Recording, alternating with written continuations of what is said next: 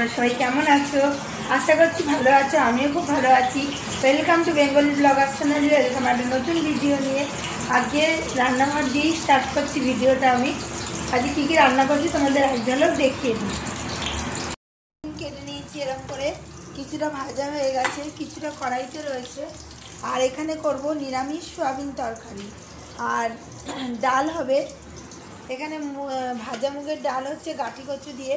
আর এখানে পেঁপে এনে নারকেল কেটে রেখেছি, পেঁপে দিয়ে নারকেল দিয়ে হবে। আর এখানে দেখো একখানা ওলকপি ছিল, তাই একটু আলু আর ওলকপি একটু ভাপিয়ে নিয়ে এটা রান্না হবে। আর করছি সয়াবিন, সয়াবিনটা একটু সিদ্ধ করে নিয়েছি, এবার জল ছেঁকে রেডি করে নেবো। এই দেখো বন্ধুরা, আমি আলুগুলো ভেজে নেবো। আলুতে নুন হলুদ কিছু মাখায়নি, এমনি ভাজবো। আর এই কড়াইয়ের মধ্যে নুন আর হলুদটা দিয়ে দেবো। আর পুরোই নিরামিষ হবে সয়াবিনটা, আর অনেকদিন খাইও নি, ওই ভাবলাম সয়াবিনটা আজকেই করে ফেলি।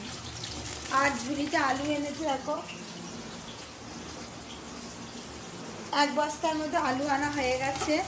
আলু দামও প্রচুর বেড়ে গেছে, 1500 টাকা নিল বস্তা আলু, তাই নিয়ে এলো। সকালে উঠে গিয়ে আলু নিয়ে এসছে। আর আলু ছাড়া তো কিছু চলবেই না, যে কোনো কিছুতে বন্ধুরা আলু না হলে চলে না। জলখাবারে বলো, বিকেলে যদি কেউ কিছু জলখাবার খায় তাতে বলো, সব কিছুতেই আলু লাগবে। আলু ছাড়া কিছু সবই অচল। চলো বেগুনগুলো ভেজে নিই, আর ততক্ষণ সোয়াবিনটাও ধুয়ে ফেলি। বন্ধুরা অনেকবার ধুয়ে নিয়েছি, এটা কাঁচা কাঁচা কেমন গন্ধ ছাড়ে না, ওই সোয়াবিনটাকে ভালো করে ধুয়ে নিয়ে এবার চিপে নেব, তাহলে আর সোয়াবিনের গন্ধটা দূর হয়ে যাবে, আর খেতেও খুব সুন্দর হবে। ঘি গরম মশলা দিয়েও করতে পারো, আমি গরম মশলা ফোড়ন দিয়ে করব, আর হিংটা সোমবার দেবো। তা চলো বন্ধুরা দেখতে থাকো আমি সোয়াবিন কী করে করি। আলুগুলো ভেজে আগে তুলে নেবো, তারপরে সোয়াবিনটাও ভেজে তুলে নেবো, দিয়ে তারপরে মশলাটা কষিয়ে আবার দুটো প্যাকেট দিয়ে দেবো। তা চলো বন্ধুরা, সোয়াবিনটা আমি ভালো করে চিপে তুলে নিই। আর বেগুন ভাজা হয়ে গেলে ডালটা আমি সোমবার দিয়ে দেবো। আর নিরামিষ দিনে বন্ধুরা সোয়াবিনে আলু ভেজে তুলে নিয়েছি, আর এখানে সোয়াবিন ধুয়ে নিয়ে রেখে দিয়েছি। এবার কড়াইয়ের মধ্যে সোয়াবিনগুলো দিয়ে দেবো। সোয়াবিনগুলো সেম ভেজে নেব।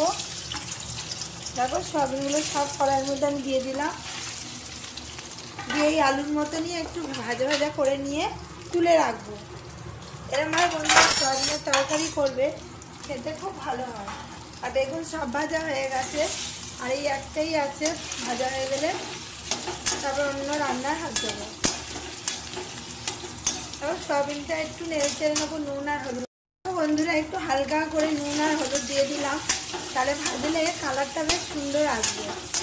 দিয়ে এবার লাল লাল করে ভেজে নেবো, আর ততক্ষণ আমি মশলাটাও রেডি করে নেবো। সোমবার দিয়ে দিয়েছি, আর এখানে মশলাও আমি রেডি করে নিয়েছি। আর যে কোনো কিছু নিরামিষ করতে গেলে একটু সামান্য চিনি দেবে, কালারটা একটু দারুণভাবে খোলে, ওই জন্য।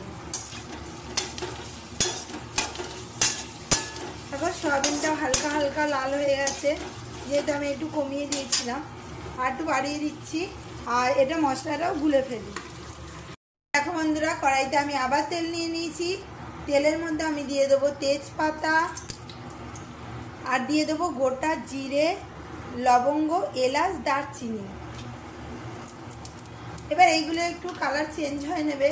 আর এখন সয়াবিনও ভেজে তুলে নিয়েছি, মশলাটা গুলে নিয়েছি, এটা শুধু কালার চেঞ্জের ব্যাপার। আর দিয়ে দেবো কটা কারি পাতার গুঁড়ো।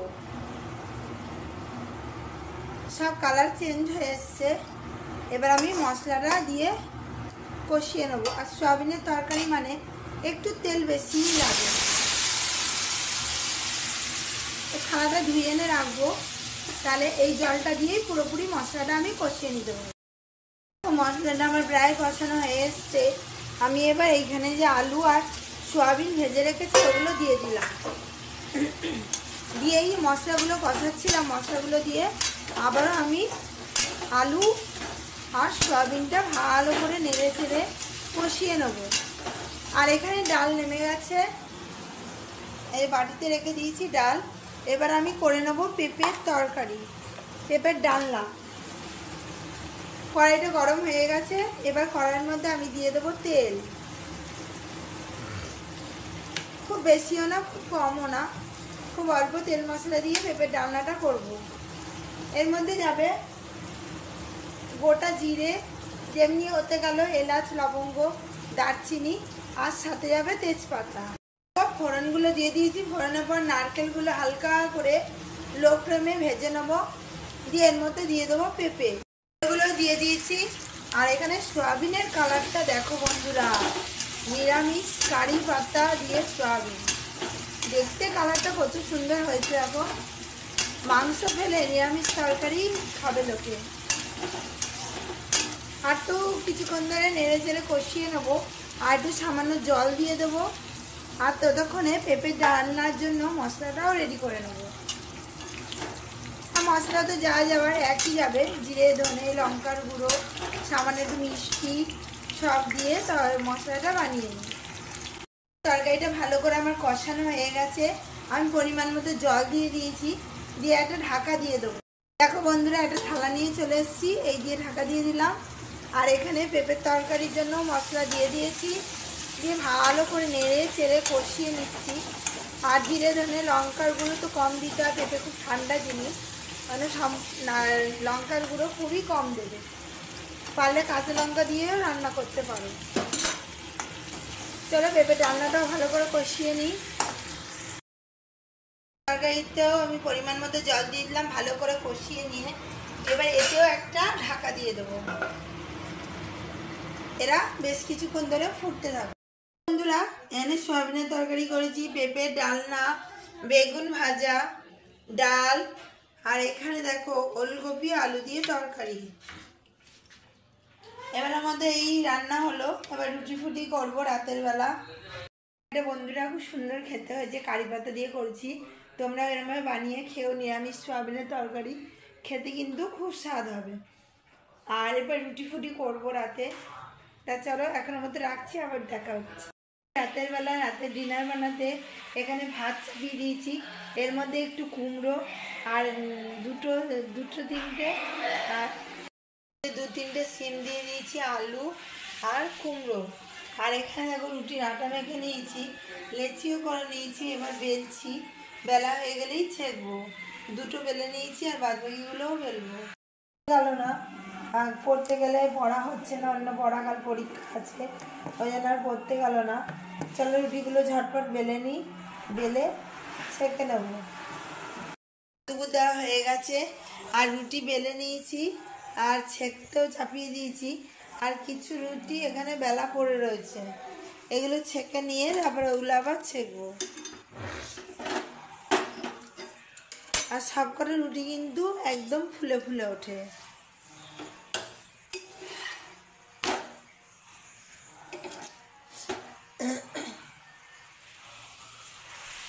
চলো রুটি কটা ভালো করে ছেঁকে নিই।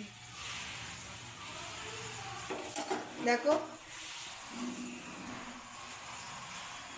বন্ধুরা, আমার ভাতনা হয়ে গেছে। এখানে ডাল নিয়েছি, এখানে নিয়েছি পেঁপের তরকারি, আর নিয়েছি কুমড়ো সিদ্ধ, আলু সিদ্ধ, শিম সিদ্ধ, আর একটা কাঁচা লঙ্কা। তাহলে চলো ভাত খেয়ে নিই। আর সয়াবিনের তরকারিও নিয়েছি, বেগুন ভাজাও নিয়েছি।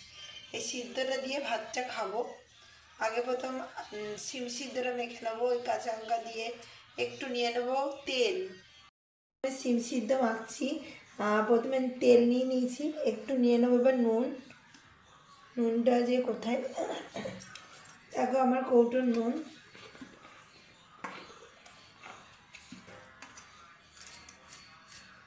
আর এরকম সিদ্ধ দিয়ে ভাত খেতে কার কার ভালো লাগে বন্ধুরা, আমার এই কমেন্টে কিন্তু অবশ্যই জানাবে।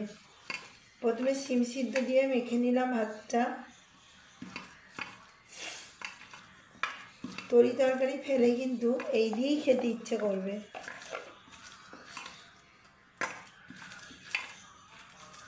দেখো শিম সিদ্ধ দিয়ে মেখে নিয়েছি।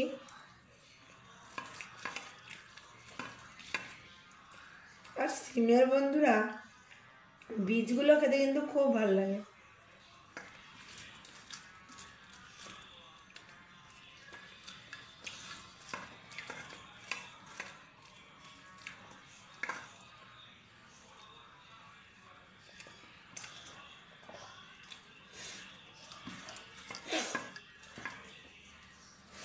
ঠান্ডা লেগেছে বন্ধুরা, খালি সময় নাক টেনেই যাচ্ছি।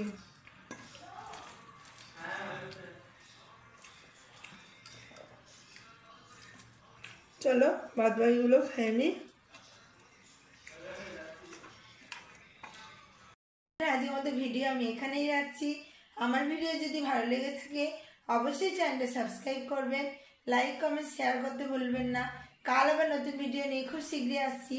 ততক্ষণ সুস্থ থাকবেন, ভালো থাকবেন, সবাইকে ভালো রাখবেন। বাই।